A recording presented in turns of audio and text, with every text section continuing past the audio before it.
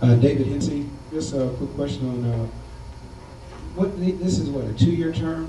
4. 4-year, okay. What impact have you had in the last 4 years, and what impact do you believe you can have for the next 4 years? Excellent question. That's the bottom line at the election, isn't it? My constituents will decide whether to rehire me or fire me in the long run, based on the job that I've done. I have really focused on being accessible. My cell phone is given to all my constituents. It's on all my mailing. It's available to them. They can call me anytime they want. They all know my home address. I don't use a P.O. box. I go out, I walk my neighborhood. A neighbor called about a problem with feral cats. I went and we did trapping last night with a bunch of neighbors. I went and took pictures of an illegal, we think, garage sale. So I try to do those kinds of things that affect the quality of life. I'm in the process of having written an ordinance to look at nuisance properties because of the vacancies that are sitting out there, which affect our property values. The county didn't have anything really tight enough for our code enforcement officers to go after. So we're going to bring that to the board. I've been working with businesses to bring together small business programs, and we've actually expanded our outreach to both small business, minority, and women-owned businesses, because it was difficult to maneuver and find out when there's a potential that you could bid for. It was very difficult, so we hired an outside Tom Akers, a company that comes in and helps with our business department to make sure that we're doing procurement correctly. So I've worked very actively on that part of it. I intern students from high school.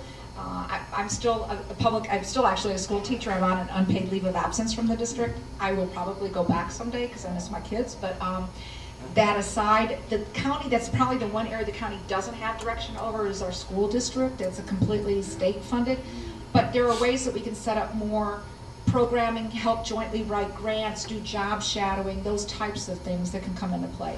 The other thing is I'm very involved in how we do our bidding. We're working on trying to update that, because some businesses have been on what we call a pre-qual list, and they're not paying their health care, or they're not paying their taxes, or they shouldn't be privileged enough then to get a county business. We should then look at the next person on that list. So we're trying to make sure that we're being as inclusive as we can be, but making sure that we're spending the taxpayer dollars. So I'm involved in that. I've written quite a few ordinances.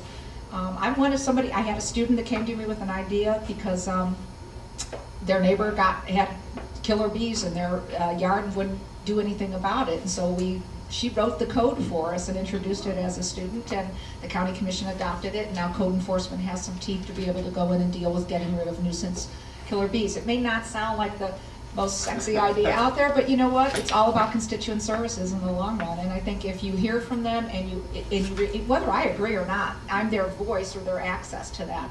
And so I try to make it a teaching moment, though, wherever I possibly can. So those are just some of the things that I can sum up right now that I've done. And in the next 4 years, I want to work on focusing on weatherization projects.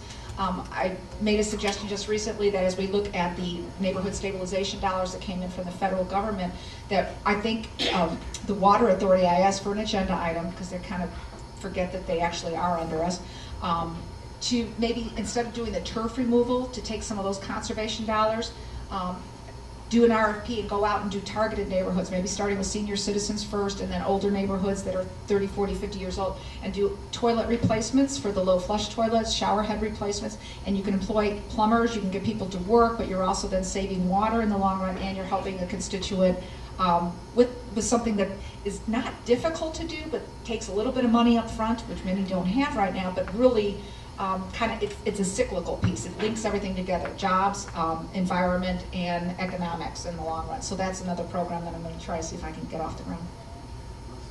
Thank you.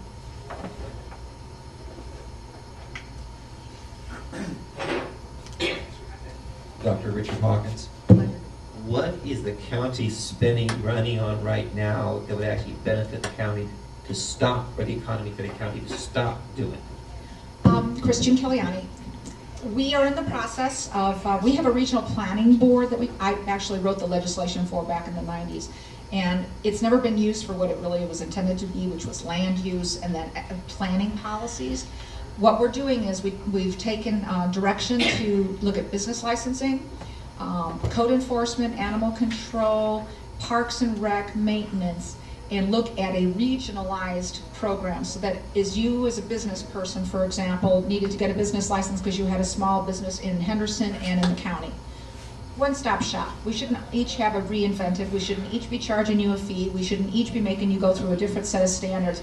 So we have a working group together right now under our direction that is looking at how to streamline government in that kind of a manner. If we can pull that off, that will be phenomenal. But I know it can get done. And again, another one of those non-issues, but it is an issue because it comes up, was for the first time ever, Clark County, City of Las Vegas, and Henderson adopted the same ordinance for animals spay-neuter programs.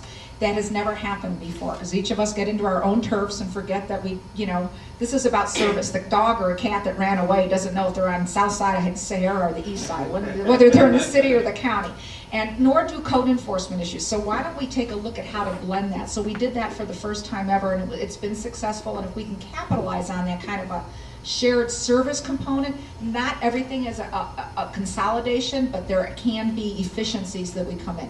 Those are some areas. And then we're going through budgets and literally saying, if you can't tell me as a director who your client is, what service you're supposed to be doing, then it doesn't need to be done any longer. And that's part of our budget process that we're doing now. Okay, Commissioner Culiani, we want to thank you for the interview process for Clark County Commissioner District E. Thank you very much.